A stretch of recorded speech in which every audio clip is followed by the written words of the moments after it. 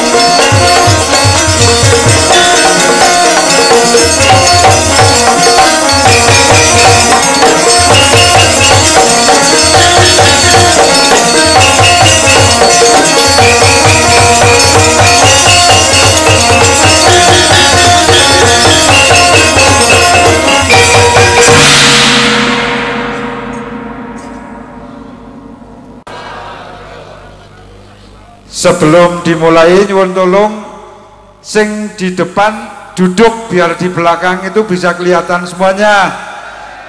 Setuju mboten? Setuju. Duduk biar di belakang niki pagelaran niki luar biasa. Duduk.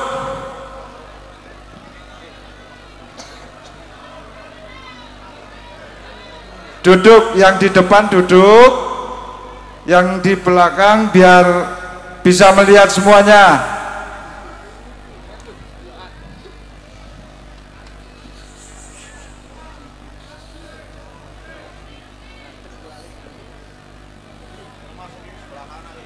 Yang sebelah kanan nyun sewu duduk Bu.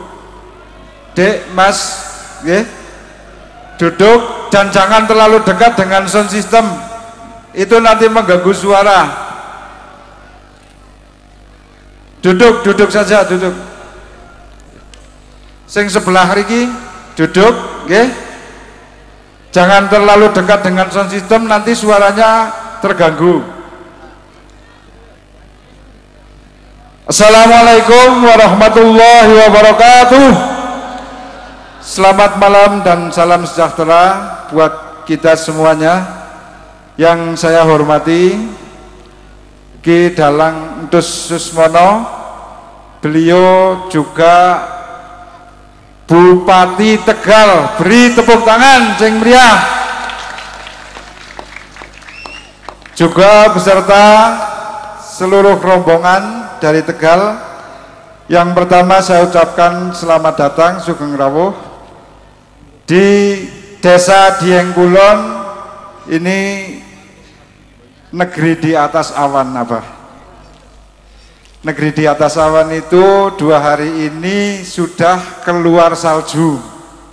Kalau orang sini bilang itu namanya embun upas. Oke. Jadi pagi itu sudah keluar salju.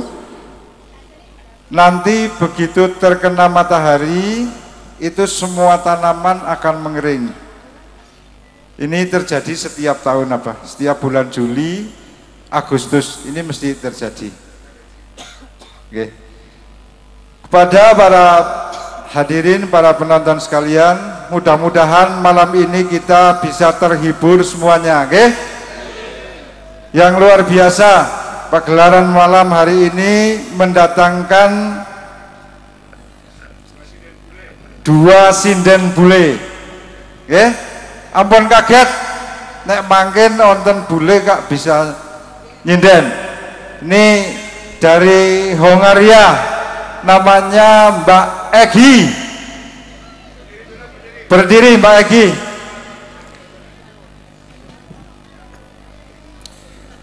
Ya, ini Mbak Egi.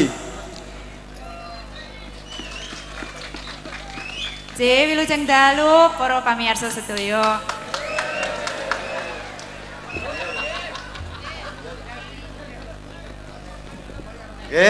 Ngomong Jawane pinter, bahasane pinter. Ini Mbak Egi dari Hongaria. Yang satunya Mbak Ria dari Italia. Sugeng dalu. Saya Ilaria. Ternuwun.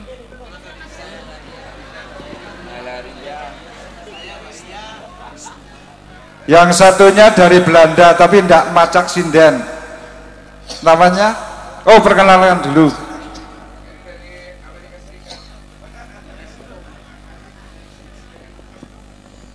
Sugeng dalu kula Siske saking Walandi Amsterdam.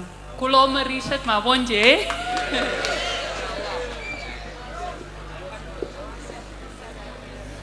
Nggih.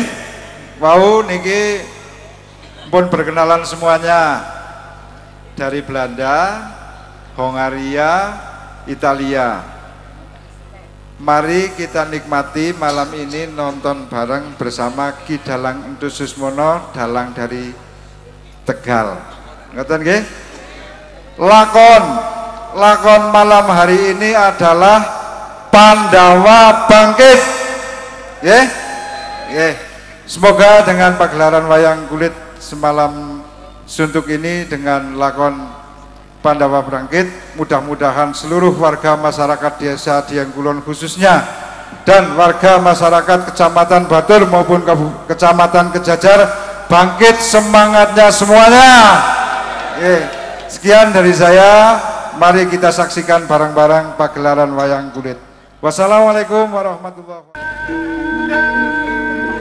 Bismillahirrahmanirrahim. Raditu billahi rabban wa bil islami dinan wa bi Muhammadin nabiyyan wa rasulan. Rabbi zidni ilman warzuqni fahman. Amin.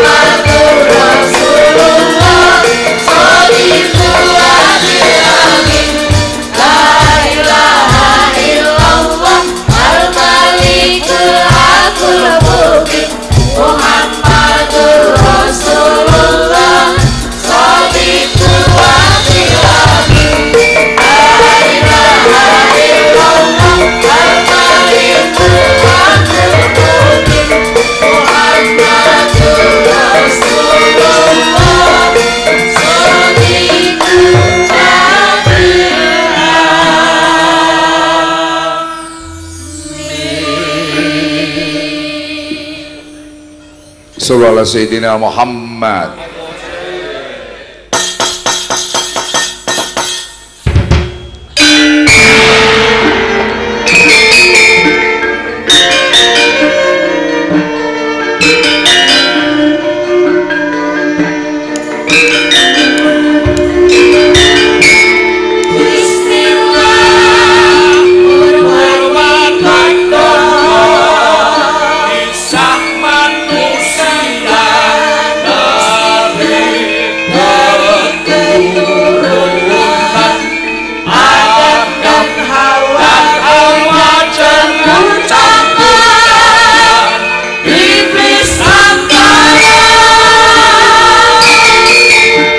manusia lahir di bumi ini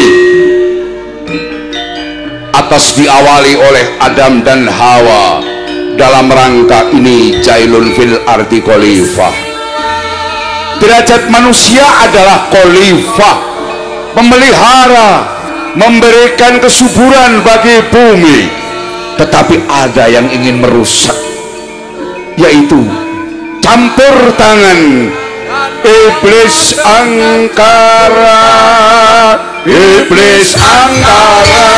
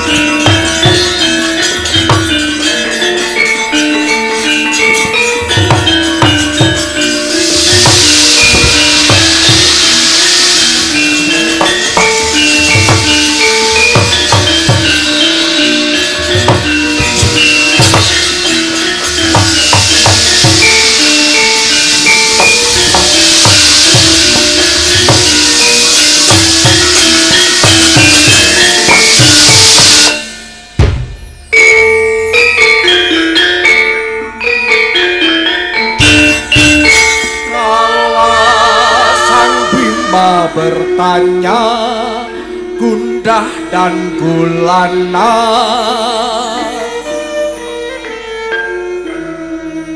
ilmu nan sejati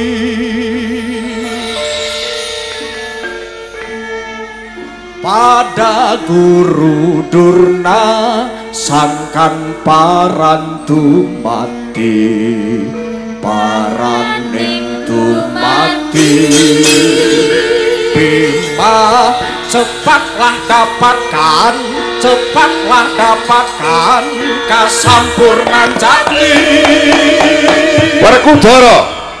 Wah, Durna guruku apa? Yen kowe bakal meguru marang pun bapa, takon babakan kawruh sangkan paraning dumadi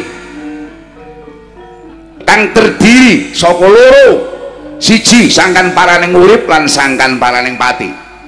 Kowe mbiyen urip asale saka sapa?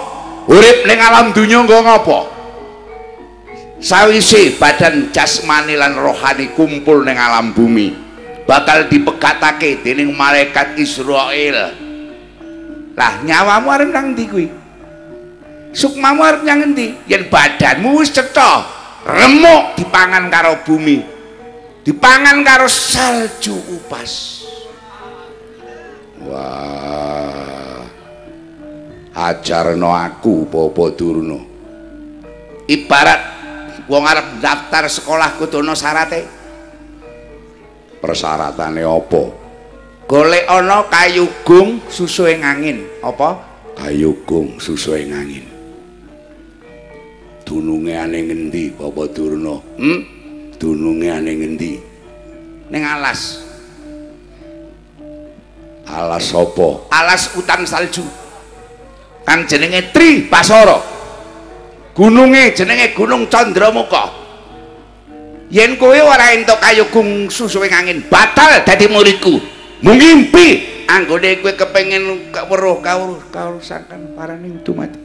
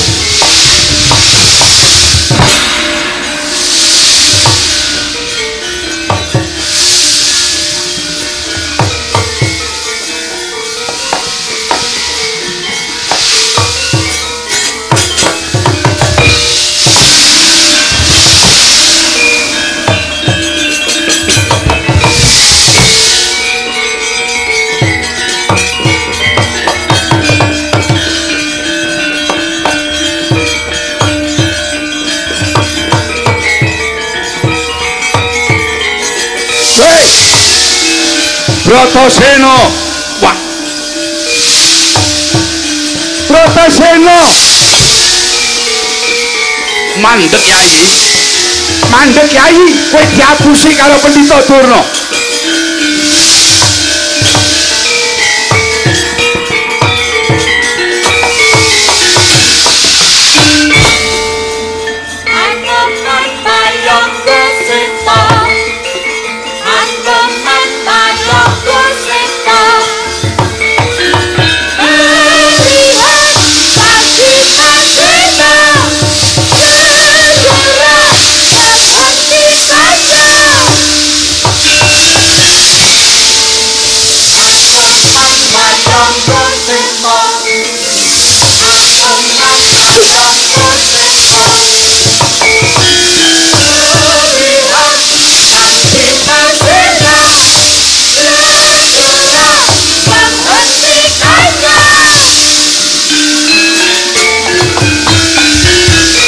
Mandek Kyai, berhentilah.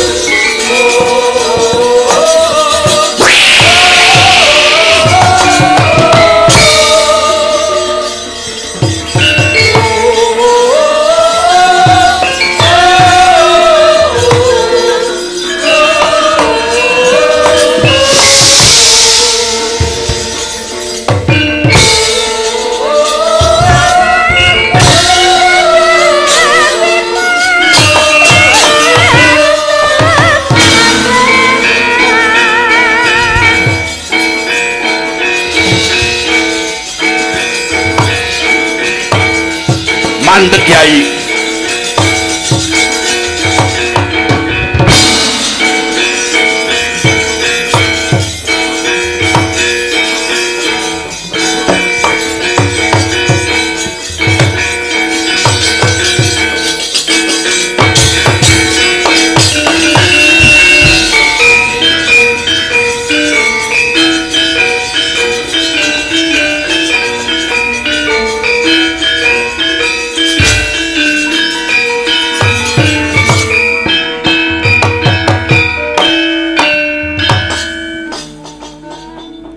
Yayi Bratasena. Wah, Kakang Anoman piye? Kowe aja ngalang-alangi lakuku. Sira arep menyang endi? Arep menyang Gunung Candramuka, alas Trik Basara. Wis ta weruh nggone? Piye? Wis ta weruh nggone apa urung kowe kuwi? Kon ki wis ngerti nggone apa urung? Nggondi? Sing arep mau jujuk alas Trik Basara. Ngerti apa ora kowe? Aku durung tau weruh. Urung tau weruh candhaan. Takon karo seniore ngono lho. Alas Trik Basara ki durung tau ana. Jalma menungso mlebu mono bali wutuh. Yen ora mung kari aran ya mung kari jerangkonge. Aku ora wedi. Oh, aja ngotot kowe. Permangsamu. Aku arep goleki kayugung susuhe angin. Kayugung susuhe angin ki ora ana, Durna ki ngarang. Kae pendhita tukang ngarang kae. Tukang gawe viral ning medsos kuwi pendhita Durna kae. Kuwi kurang ajar tenanan kae. Nek ora pendhitane Pandhawa karo pendhitane wong Ngastina wis dikepruki wong sanggon-gon kae. Cangkemane iki lho Durna cocote bosok. Wah. Ora sangalang-alangi aku. Bali. Bali, rangselmu jukuken Bali. Ora sambacut. Wah. Kowe kuwi senajan to kowe kethek nanging kowe uga pendhita. Lah justru aku ki pendhita. Kowe ki arep diapusi karo wong Ngastina. Ora ana guru kok arep nyilakake murid. Sing ana guru mesti gawe mulyaning murid. Kowe guru saliyane Durna. Paham kowe? Wis kencenge manahku Kakang Anoman. Aku aja dialang-alangi Kakang Anoman. Aku tak njaluk pamit. Hop iringane mandek. Iki diomongi nganggo cara halus kok ora gelem to kowe. Apa arep tak njaluk tak labrak nganggo kekerasan Kakang Anoman. Kamardikan kuwi tegese kasih sayang. Yen gua arep ngrampungke perkara nganggo kekerasan, ora kabeh kekerasan bakal bisa ngrampungake perkara. Bener kowe. Nanging sakjroning perkara iki kowe kudu tak tekan tak rudo paripeksa bali. Aku mbacut ora bakal nggugu sapa wae. Oh ngono? Iya. Yen pancen kaya mangkono ketang welasku, kasih sayangku karo kowe nyelametke nyawamu. Goblok. Sing nyelametke nyawane wayang ki dudu wayang. Sing nyelametke nyawane wayang ki dalang, goblok. Celandaan. Ora usah guyon. Ora guyon. Aku serius. Bali, mbacut. Oke. Yen pancen kaya ngono ki pancen arep ndadar marang apa kang dadi kasektene pun Kakang. Mati dari tanganku.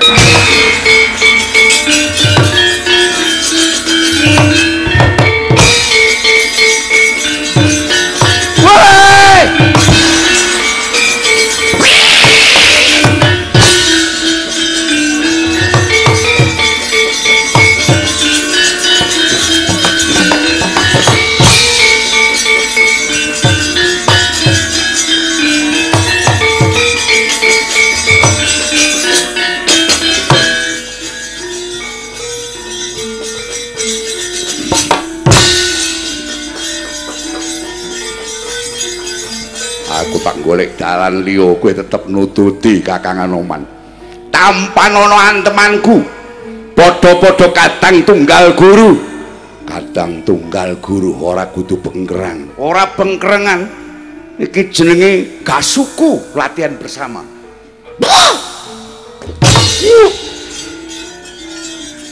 Mumpung atis-atis kaya ngene iki antem-anteman gayenge ora om.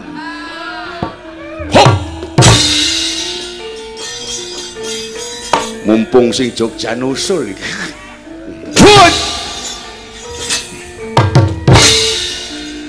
Kakang Anoman eling Kakang. Aku ora wong lali kok eling-eling. Ayo. Kakang Anoman sakit Kakang. Nek pancen lara mundur. Wis kebacut loro ora bakal bali. Hebat diplomasi nih. Cadak. Mutiar kowe.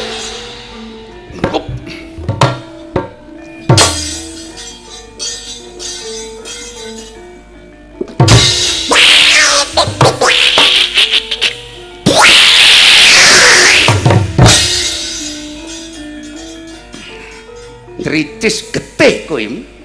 Bali. Kakang Anoman. Sakit Kakang. Malso ngantemu aku nendang wae.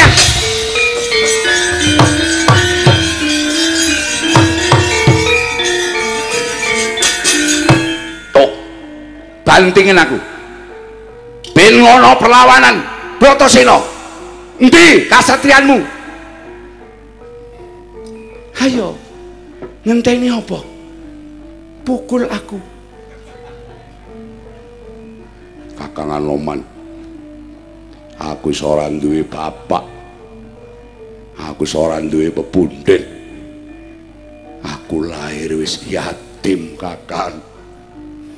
Aku ora njaluk apa-apa saka kowe, Kakang Anoman. Aja alang-alangi aku, Kakang. Kakang Anoman pangestonono aku, Kakang. Aku ora duwe wong tuwa, Kakang. Tak jaluk kowe minangka gantine wong tuaku kang wis mahrum. Kakang Anoman, yen aku entuk kawruh-sangkan paraning dumadi, kowe ngerti bapakku Pandhu lan ibuku Madrim saiki lagi kena fitnah ing dewa. Digodhog dibakar ning Kawak Candra Dimuka, Kakang. Kanthi sarana wamangkan abil ilmi iki aku arep meguru karo Durna. Kakang Anoman, aja alang-alangi aku, Kakang. Aku njaluk pangestumu, Kakang. Pangestunana.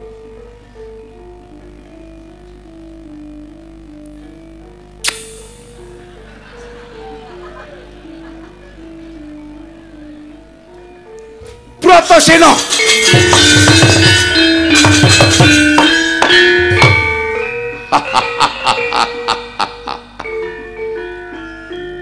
Wah, aku dikalahke nganggo akhlakmu kang mulia.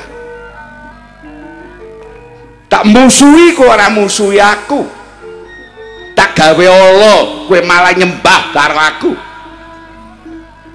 Yen pancen kuwi tujuanmu, Bratasena, aku ora sida ngadang-adangi kowe. Bratasena.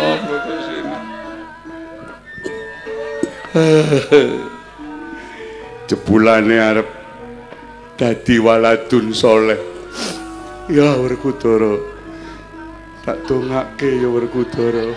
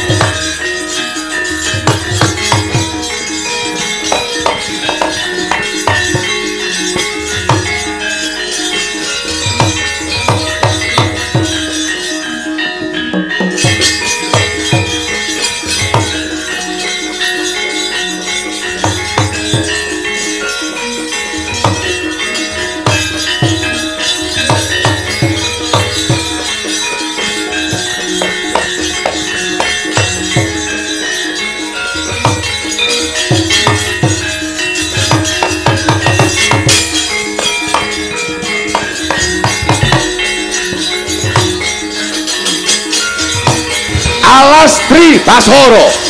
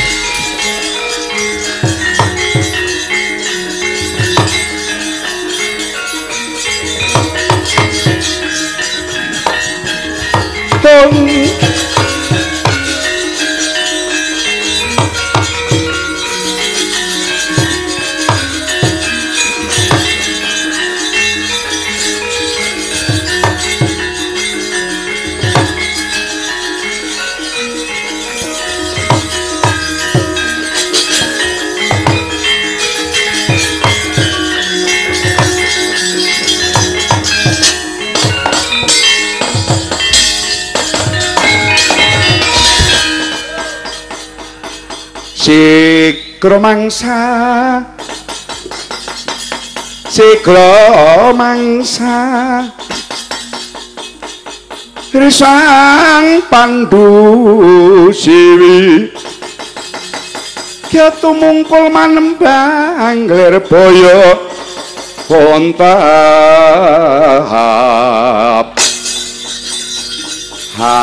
Lerboyo pasti nimbang ngungkal gunung Aladriya Badur Raden Bratasena ngicip-icip wonten pinggiring alas Tribasara telu Basara bahaya bahaya sing nomor 1 nangkon akeh kewan galak sing nyokote mawa upas sing ping pindhone akeh wit-witan sing mengandung racun sing kaping 3 akeh bangsaning memedi jim setan priprayangan para arwah-arwah gentayangan ora bisa kumpul karo manungsa maring masjid kobong maring tempat ibadah kobong manggone mung tumangsanganing sajroning wit-witan manggone tumangsang panging wit-witan kowe lang nanging bebasane Raden Bratasena anggenipun temen pengen gayuh ilmu kawruh sangkan paraning dumadi minangka syaratin jangkeping dadi waladun soleh kini patakan raos ragu-ragu dipun padosi miyak sangyaning kabeh kang rasa ragu-ragu tinabrak anang wit-witan madosi kayu gong susuing angin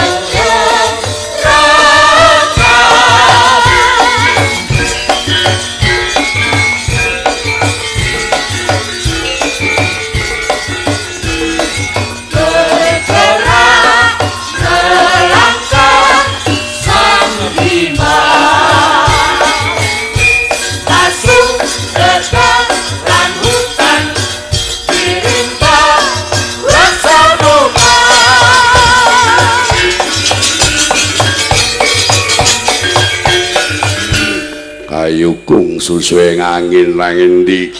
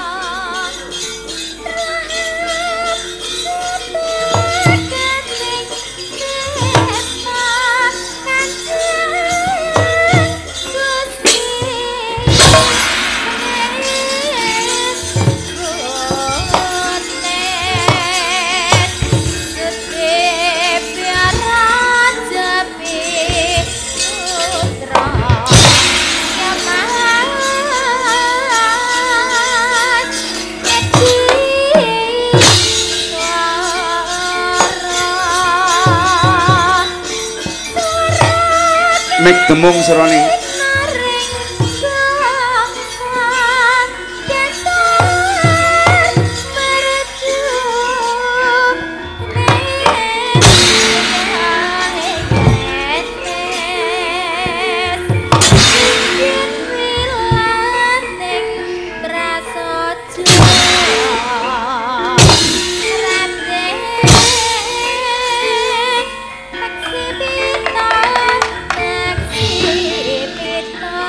Duki no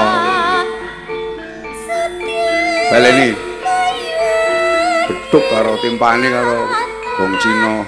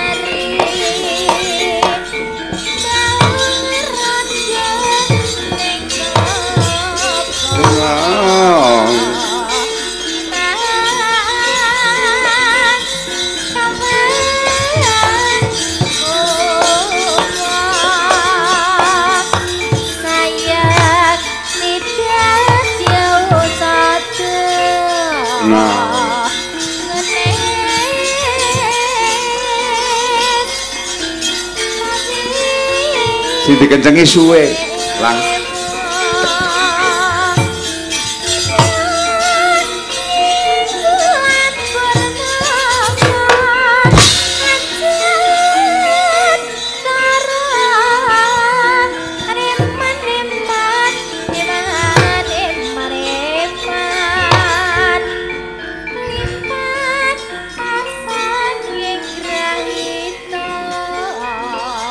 Gambarke kaya setengah putus asa iki sih.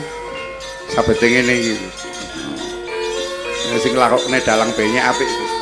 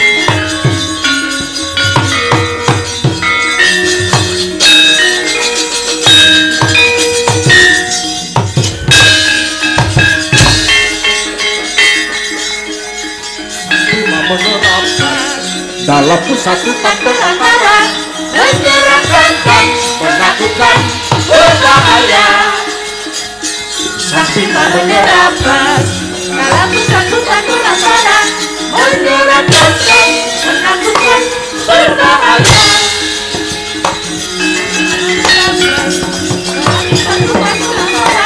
menyerahkan dan menakutkan berbahaya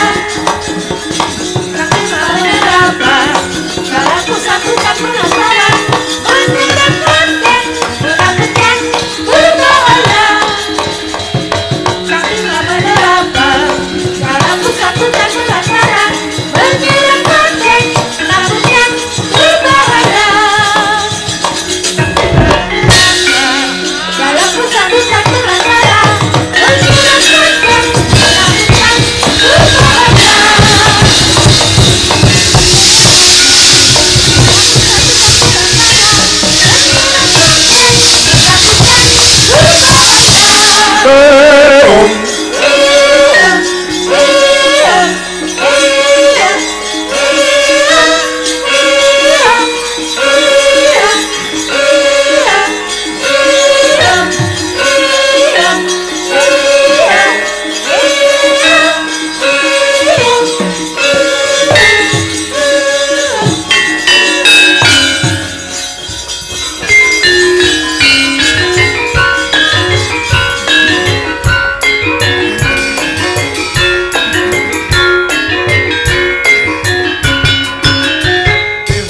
belantara ada dua raksasa Roh muka roh makala yang sedang mencari mangsa di hutan belantara ada dua raksasa ayo lang Roh muka roh makala yang sedang mencari mangsa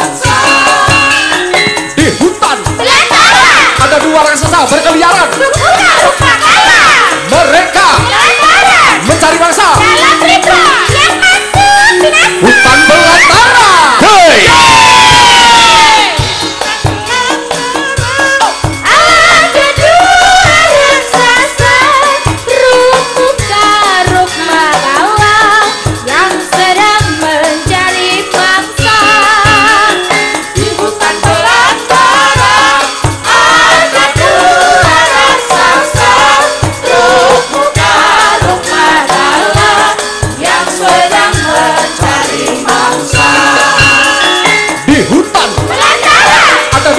Berkeliaran. Mereka mencari mangsa hutan belantara. Di hutan belantara ada dua raksasa rok muka rok makala yang sedang mencari mangsa. Di hutan belantara ada dua raksasa rok muka rok makala yang sedang mencari mangsa. Di hutan Belantara ada dua raksasa berkeliaran. rupa rok makala. Mereka Belantara mencari mangsa dalam riba yang masuk binasa.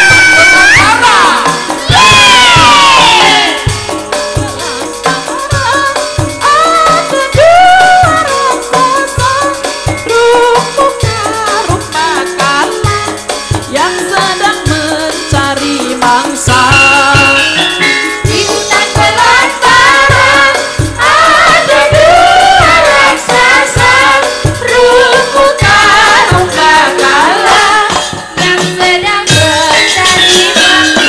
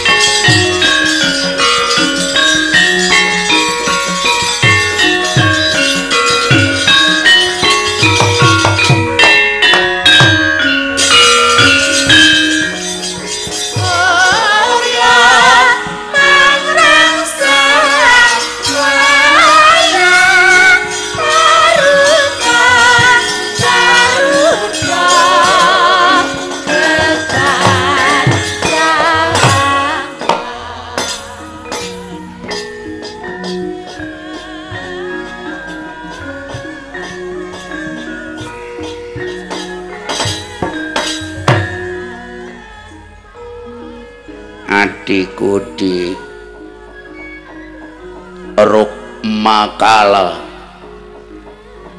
Apa kakang ruk muka raimu kok pucet nang apa di 10 dina ora kambon panganan kang ngelinemen usus ora bisa digoroi kang yen nganti lambungku ora kelebon panganan kelet aku mesti kena penyakit Mahmud apa kuwi mamah muda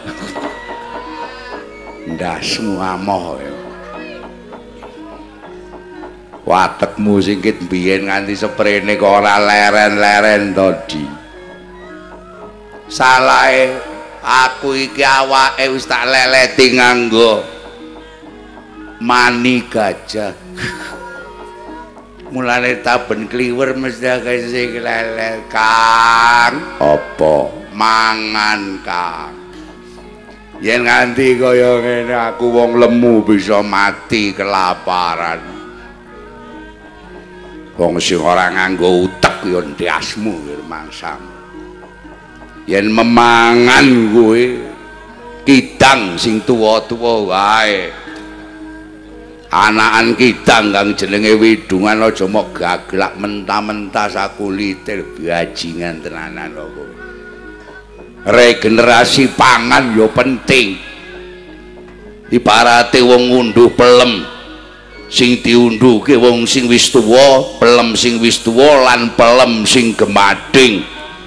Gemading kuwi tegese sing wernane wis kaya gading kae nek dimbu pirang dina wis mateng. Lah kowe pentil barang ya diundhuhi dibadoke ngono entek. Lah nek pentile entek terus mengko susune sing manggon nang endi. Kuwi pentil goblok, itu pentil. Oh. Kang, pupuk mandek-mandek dhisik mandek iki mumpung angine tenang, mandek mumpung angine tenang. Apa kowe, Kang? Sepertinya tempat kita bukan di sini, Kang. Dulu kita adalah pejabat yang sangat dihormati oleh para umat, Kang. Lah iya. Kenapa nasibku jadi begini? Kenapa aku jadi raksasa? Itu karena salahmu sendiri menanam jagung di kebun kita. Cangkul dalam. Kuwi tembangan kleru kok dilestarike. Tembang kuwi kleru. Kok keliru? Jajal balenono. Cangkul yang dalam menanam jagung di kebun kita. Nek arep nandur jagung kuwi paculane ora sa jero-jero. Mengko ora tukul ngerti apa ora. Ladala Kang. Ngene ya Di. Sajroning perenungan mumpung awake dhewe ora terisi panganan. Ana ing kahanan luwe kaya ngene ayo saiki padha metang-metang kenang apa awak dhewe dadi raseksa ngene iki. Iya, Kang. Kamangka Gusti Kang Akarya Jagat wis paring dawuh. Manungsa kuwi diciptakake ning kahanan sing paling sempurna lho, Di. Lahot khalaqnal insana fi ahsani taqwim. Ning terusane tulisan kuwi sumarodatnahu asfala safilin, bakal diasorke derajate kaya awak dhewe iki. Ilaladina amanu wa amilus sholihat falahum ajrum khair utu kuwi watawasobil hak watawasobil sah. Aku nih mangane ora terjamin ngapalke ayat yo bodoh lho, Kang. Raimu. Lagi ngene. Sing jenenge bebendu penandang kuwi wernane 3 iki dicatet. Catet apane nyatet wong wetenge ngelih. 1 Gusti Kang Akarya Jagat kuwi nek menehi pepeling pepenget wernane 3 di. Sing nomor 1 apa, Kang? Sing nomor 1 kuwi ibarate wong bal-balan. Wong bal-balan kene maine rusuh. Wong lagi nggawa bal di sliding sikile, sing gleding ora ngenani bale, kuwi disebut pelanggaran.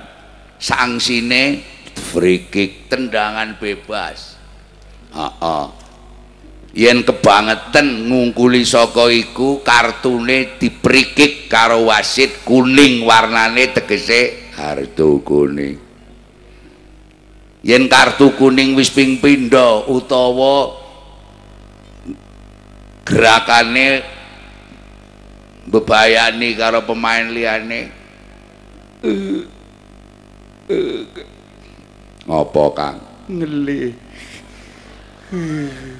Lah iya kowe nek ngelih aja seru-seru.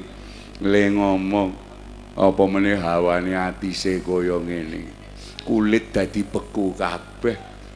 Mulane wong kene iki anake akeh-akeh hawane kaya ngene iki lho, Kang. Bola bali peteng-teng bles, bola bali peteng-teng jeleb. bola-bali petentengan jalan-jalan. Woi, ngono kuwi. Mulane anake akeh. Gendere kok ora muni iki digoro pengajian iki mengko. Nek wis nganti kena kartu merah kuwi tegese wis dudu pacoban nanging kuwi wis kutukan tumrape menungso jalma sing wis khatamallahu ala qulubihim wa ala sam'ihim wa ala absarihim khisyawatu wa lahum adzabun adzim. Nah wis surat An-Nisa Al-Baqarah An-Nisa goblok. Kandhane wong angger ngeli mesti apa-apane angel. Aku ki keadaan ngeli sing ora berubah mung siji. Apa? Nyawang wong ayu dadi ora ngeli Kang aku Kang. Pengine mangan wae. Di bukan. Aku mau bengi ngimpi. Kok padha? Aku yo ngimpi. Kowe ngimpine apa? Aku mimpine mangan, Kang. Aduh. Kowe iki urip sing dipikiri mung badhok tok. Asu nane mangane. Buta kok asu ngawur. Kapan anggone awake dhewe iki bisa dadi wong mulya maneh jarene aja manggon nang kene tok ibarate ayam nek nganger mindhok. Ndoke wis mecah pitike kudu digiring metu saka lingkunganing karangan. Buta-tata gati saya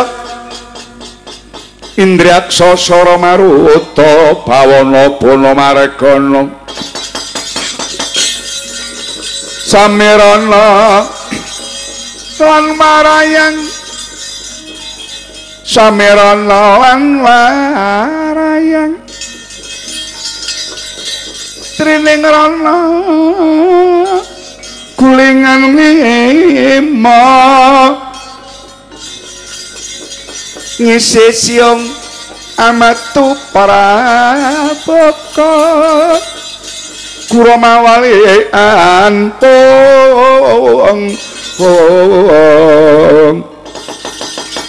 liso saparang kempo turba larasa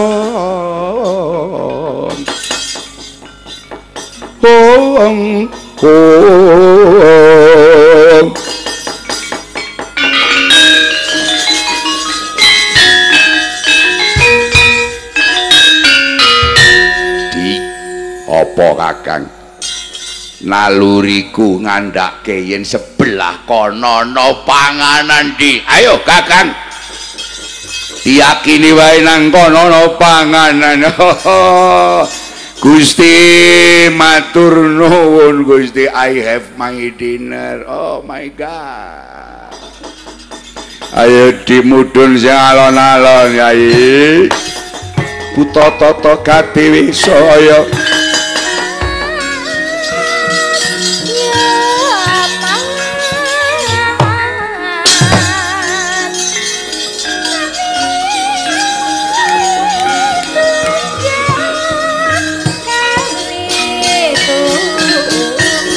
Indriaksa sara maruta